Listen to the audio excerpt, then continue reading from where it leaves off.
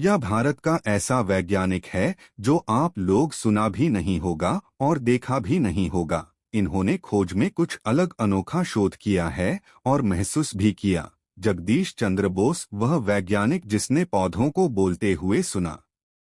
19वीं सदी का भारत देश गुलामी की जंजीरों में जकड़ा हुआ था। अंग्रेजी शासन के दौरान भारतीयों को न तो बराबरी का दर्जा मिलता था, न ही उनकी प्रतिभा पर भरोसा किया जाता था। ऐसे समय में बंगाल की धरती पर एक बालक जन्मा, जगदीश चंद्र बोस।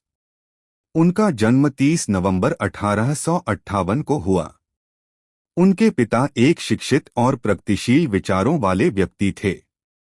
उन्होंने बेटे को अंग्रेजी स्कूल के बजाय भारतीय भाषा वाले स्कूल में पढ़ाया ताकि वह अपनी मिट्टी से जुड़ा रहे। यही संस्कार आगे चलकर बोस के जीवन की नींव बने। बचपन से ही जगदीश चंद्र बोस को प्रकृति से गहरा लगाव था। पेड़ पौधे, कीड़े मकोड़े, नदियां, सब कुछ उन्हें आकर्षित करता था। वह घंटों बैठकर पौधों को देखता, मानो उनसे कुछ समझने की कोशिश कर रहा हो। शिक्षा और संघर्ष। उच्च शिक्षा के लिए वे इंग्लैंड गए। वहां उन्होंने विज्ञान की पढ़ाई की और उत्कृष्ट प्रदर्शन किया। पढ़ाई पूरी कर वे भारत लौटे और प्रेसिडेंसी कॉलेज, कोलकाता में प्रोफेसर नियुक्त हुए। लेकिन यहीं से उनके संघर्ष की असली शुरुआत हुई। अंग्रेज प्रोफेसरों को जहां ऊंचा वेतन मिलता था, वहीं बोस को सिर्फ इसलिए कम वेतन दिया गया क्योंकि वे भारतीय थे। यह अन्याय था। बोस ने विरोध किया, लेकिन शांत और गरिमापूर्ण तरीके से। 3 साल तक उन्होंने बिना वेतन काम किया, फिर भी पढ़ाना नहीं छोड़ा। आखिरकार अंग्रेज प्रशासन को झुकना पड़ा और उन्हें पूरा वेतन दिया गया। यह केवल वेतन की जीत नहीं थी, यह भारतीय आत्मसम्मान की जीत थी। रेडियो तरंगों की खोज। आज दुनिया रेडियो, मोबाइल और वायरलेस तकनीक पर चलती है। लेकिन बहुत कम लोग जानते हैं कि वायरलेस संचार के शुरुआती प्रयोग जगदीश चंद्र बोस ने किए थे। उन्होंने रेडियो तरंगों पर प्रयोग किए और साबित किया कि बिना तार के भी संदेश भेजा जा सकता है। उन्होंने ऐसे उपकरण बनाए जो तरंगों को पकड़ सकते थे। लेकिन बोस ने कभी पेटेंट नहीं कराया। उनका मानना था, ज्ञान किसी एक का नहीं, पूरी मानवता का होता है। यह सोच उन्हें दुनिया के सबसे अलग वैज्ञानिकों में खड़ा करती है। पौधों में जीवन की धड़कन। अब कहानी का सबसे अद्भुत मोड़ आता है। एक दिन बोस ने सोचा, क्या पौधों में भी जीवन की संवेदनाएं होती हैं? क्या वे दर्द, खुशी या चोट को महसूस करते हैं? दुनिया हंसी।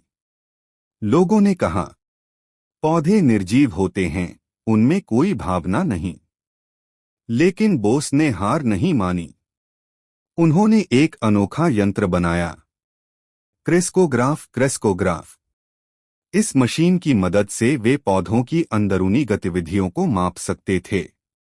उन्होंने प्रयोग किए, पौधे को चोट दी, उसकी प्रतिक्रिया बदली। जहर दिया, उसकी गति धीमी हुई। प्रेम और देखभाल दी, विकास तेज हुआ। बोस ने साबित कर दिया कि पौधे भी दर्द महसूस करते हैं। पौधों में भी जीवन की धड़कन होती है। यह खोज विज्ञान की दुनिया में क्रांति थी। दुनिया की मान्यता। बोस को दुनिया भर में आमंत्रित किया गया।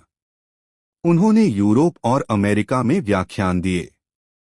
जब वे मंच पर खड़े होकर कहते, प्लांट्स हैव लाइफ, तो लोग चकित रह जाते। आज जिसे हम प्लांट न्यूरोबायोलॉजी कहते हैं, उसकी नींव जगदीश चंद्र बोस ने रखी थी। बोस इंस्टीट्यूट। 1917 में उन्होंने बोस इंस्टीट्यूट की स्थापना की। यह भारत का पहला अंतर्विषयक शोध संस्थान था। उनका सपना था, भारत खुद विज्ञान में आत्मनिर्भर बने। अंतिम संदेश। 23 नवंबर 1937 को यह महान वैज्ञानिक इस दुनिया से विदा हो गया। लेकिन वह पीछे छोड़ गया। विज्ञान, आत्मसम्मान, मानवता और प्रकृति के प्रति सम्मान।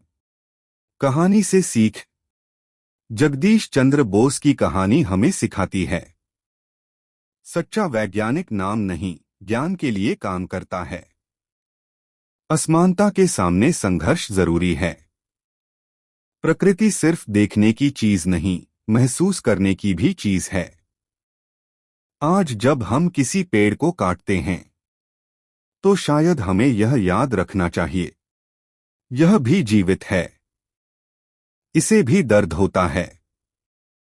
यही था जगदीश चंद्र बोस का विज्ञान और जीवन दर्शन। अगर वीडियो अच्छी लगी हो तो लाइक कर देना और चैनल को सब्सक्राइब कर देना, और हम तरह एजुकेशनल वीडियो के साथ आपको फिर मिलेंगे। जय हिंद।